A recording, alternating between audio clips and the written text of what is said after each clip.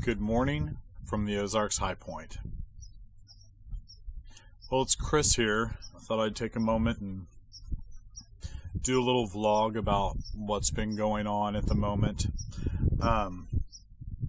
It's actually kind of even been hard to make this video, but I have been on a journey with traditional archery that I really do want to complete the circle and hunt a deer for the first time in my life. And I've never killed a deer before. I've done a lot of other things like turkey hunting, and I love to fly fish. And I've always loved the more complicated side of things like fly fishing and the tying and everything about that sport. But I kind of lost that edge about how I love things like that. Well, I'd found it again with traditional archery, and I was a traditional archer as a child and then picked it up again. And I actually went through like watching Joe Rogan and all those guys, and the compound wasn't for me. I could shoot compound instantly, and who knows, I can't finish now anyway. But anyway, so I picked up a traditional bow at I forget where I picked up that first one, on a vintage flea market or something, and just fell in love with it again and started shooting nonstop. You can kind of see the history of what's happened on my YouTube channel. And man, I have fallen in love with it.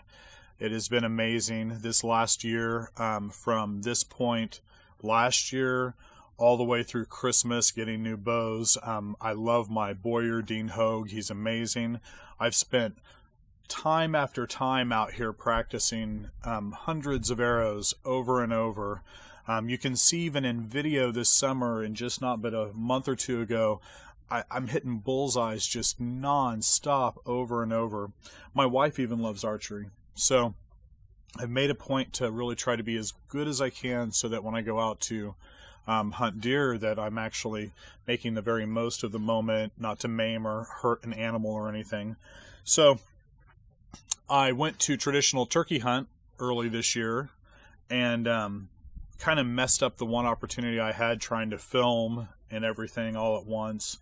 And I didn't have many opportunities after that, so I went to practicing all year. I got my tag for deer, and I've been so excited. You can see even on my channel and any of the past stuff where I set up cameras and set up new deer stands and things like that. I've even got a cool new stand with climbing sticks that I've been using and enjoying it. I have our season here in Missouri is, I think it was September 15th that it started, and I have every waking moment since that opener been out hunting and in my stand.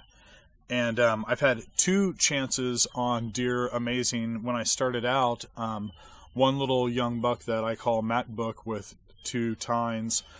We have a no antler restriction right here now in our area, and I thought, well, that's going to be easy, nice young buck. My wife was with me, and she even thought, oh my gosh, that's a 10-yard shot, so amazing. And my arrow clicked off a limb, threw off the trajectory and missed. So lucky little MacBook. He loves those apples up there. Then I've seen him twice now. I just had him under my stand down in the bottom here this weekend, but it was one of those things, I'm watching a buck over this way in the distance, and all of a sudden look down and he's there, and I can't move, didn't hear him, anything. And by the time I could swing around, he was off moving. So then this last weekend, I was sitting up in my stand and really just blown away. I never thought I would have an opportunity. I know it was a 6-pointer. It could have been an 8, the two lower tines, I couldn't tell. And so, I mean, it was 7 feet under my stand when I stepped it off, 7 small steps, and I just shot right over his back. All the practicing, and just, it's been sickening this last week, and what happened. And, at least my buddy said, Darren, I appreciate his help when I bounce things off him too, that, well, at least you didn't maim him or hurt him or wound him, because, that can happen too. So, and it was just right on the top of the back. It didn't even touch him, but I would like to think it scuffed the hair. But anyway, so I went to listening to, Bailey's podcast on KafaruCast, the girl from Joplin that I follow on YouTube. I know her man's Bailey too, Bailey Squared, and I saw her first trad kill on a doe. And I was so excited about that, and I've been really wanting to enter my first trad kill on the... I don't know who's sponsoring that completely, but for all the pictures on the new, I think I listened to it on Stickbow Chronicles or on Primitive Pursuit, one of those, and where you enter in with the Gmail on your first trad kill ever. So that's been one of my missions, to have that entry too, because I'm so excited about this. Well then, this last week was a recovery thing, because I realized when I missed that buck, I had complete and utter target panic buck fever. All this time, I've watched all the videos with Tom Klum and Joel Turner and Shot IQ and all the guys on the push talking about it. And, as much as I've practiced nonstop, there was nothing that ever shook me up. Even if I got in a little spat with my wife or something and came out and shot with my tension high, nothing ever scares me in target panic and things like that. So I thought it was good. But that buck was a lesson learned. I couldn't even breathe. There's nothing like that moment. So anyway, this last week I went to doing everything I could. I shot elevated. I tried to think out shot cycles over and over, think about what to do in that moment again, every single thing I could. And I've been so excited to get back in my stand then after that opportunity. So I come in this weekend and I have a couple decent sits, and my wife left last night and I came out this morning and it was cold, and I got in super early. I thought, oh my gosh, I even spooked some deer going in. So I was like, oh no. But I sat and was patient. And of all things, some does walked in, and then some more does. A couple young ones lay down. They start to bed all around me. I can't get out of my stand even. I thought, oh my gosh, I'm kind of getting hungry. I guess I'll just sit it out, but no big deal. So I sit there and wait and wait. They finally, a couple of them get up and eat around and such as that. And then all of a sudden, about 9:30, chaos erupts. This little young doe that's in heat was running straight in. She was running from something I could tell, and I thought, oh my gosh, this could be a buck. And, my heart started pounding. And then one of the things I left out is to, through this, I had said I wasn't going to record. I was just going to concentrate on hunting. And then I've seen enough deer under my stand that I decided to take my camera in. So I actually have all this on footage, embarrassing enough. So I turn and look slowly, and this amazing buck comes in. Even bigger than my last opportunity. He may be a 10. I haven't got to look at the video on my large screen at home. You guys will be able to see the video here in a second too. I never in my life thought I would even see something like that under my stand again. I was about to shoot a doe not but 10 minutes before, saying, I just need to knock something down to get this game started. And I've seen 50 doe that I thought I could shoot at any moment. They've not made me nervous or anything else. And this is a big boy. I'm right now, I'm putting this out there because it made me realize that target panic is real, these emotions and buck fever and whatever they want to call it. And when you're within 20 yards, that was my money shot. I've sat here and made it over and over. But man, the emotions, they flood in so big and deep. And I feel it right now. The emotions are so high about it. That's why I really wanted to get this down on camera, so that you guys would know exactly what I'm going through, because I wanted my channel to be real, and I wanted to be honest about how I've grown in this sport and ethical about everything I've done. So anyway, there he is. He is a monster. He rolls right under a money shot, right under my stand. I'm even praying to the Lord and saying, dear Lord, please make this shot true and perfect. Make this hunt perfect. I can't even believe I'm so blessed to have this massive beast under my stand. And of course I miss. just right over his back again. And I've got to review the video. He may have ducked slightly. I don't know. It was high enough over his back that it was just a little over that it didn't even hurt him or anything. And of course, that makes him jump, and the forest erupts. Every doe that was in the area jumps up and is just freaking for a second. You know, it goes chaotic. And of all things, he runs, and you'll see on film here in a moment, he circles and comes back. I'm behind the tree, so I'm even able to lean out and see him coming and draw a whole nother arrow off my quiver and get everything ready. And he rolls right back in a second time. I stepped it off when I went to get the arrow. It may have been 18 yards, maybe 17 yards. And I don't know if you can hear it on film or not, but I'm just like, I can't breathe. I'm trying to regather myself and panic and even think, should I take this shot? I draw on the arrow once. You'll see it pull back once behind the tree and say, can I control this? Am I able to get this done? And I mean, my heart's pounding and those emotions are there. And of course, he steps right back in money zone. And I miss again over his back.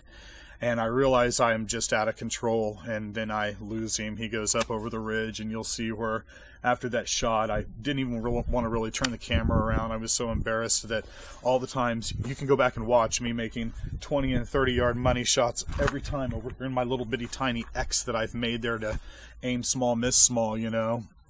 Aim small, hit small. But I'm going on and on and on. I don't mean to make it so long, but I wanted this to be true and real and what's really happened. So now, I'm going to let you guys watch the footage. I'm going to let you watch the footage of what it really is. I'm going to practice more. I'm going to evaluate. I'm going to go. I talked to my buddy, and he said, you know, that's the reason we do this, is that feeling in that moment. And that's why. He's like, if I still have that. He told me, Eric, man, thanks for letting me bounce it off of you. He said, if I ever lose that feeling, I don't want to hunt, because that's why we do this.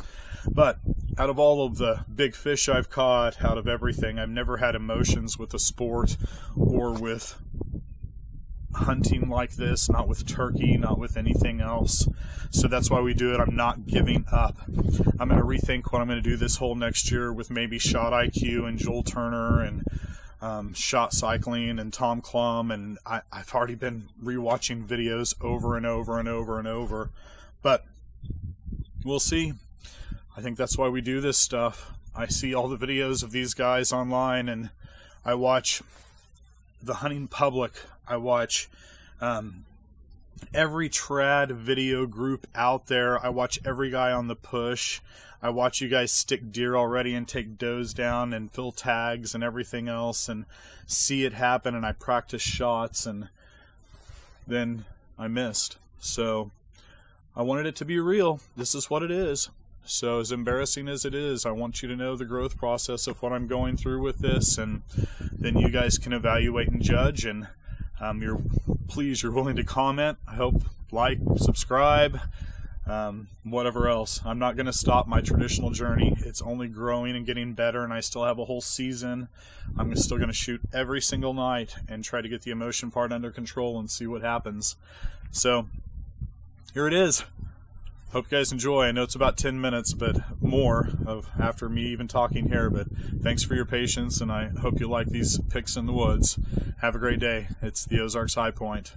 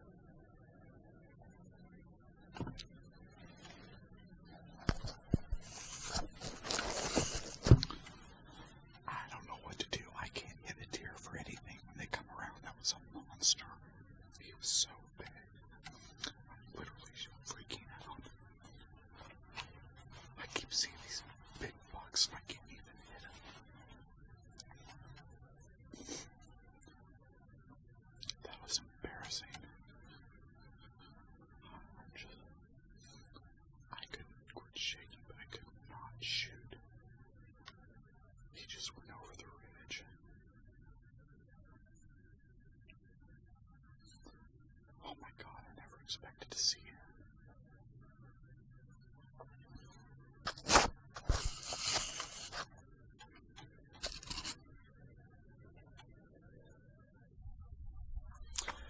So that was it.